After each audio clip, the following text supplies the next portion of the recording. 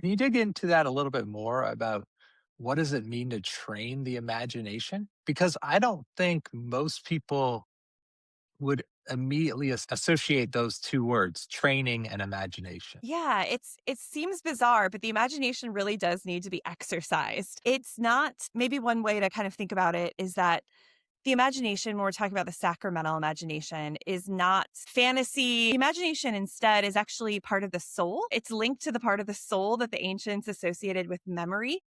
And so they really practiced.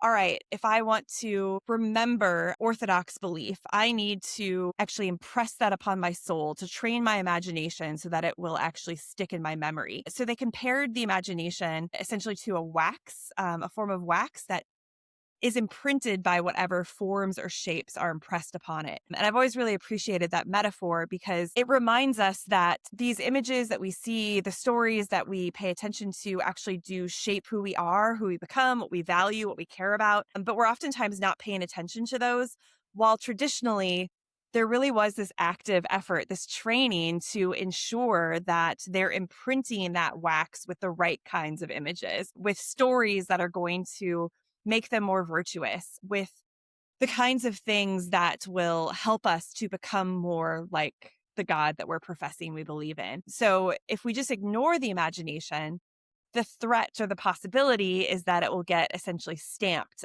with all these different kinds of images and stories, and we don't have control over that. So we might find ourselves actually living a way different from what we profess to believe. I kind of liken it to a graffiti of the soul, like what's putting its Mm. mark upon you? What are you paying attention to? And how is that actually shaping how you see the world?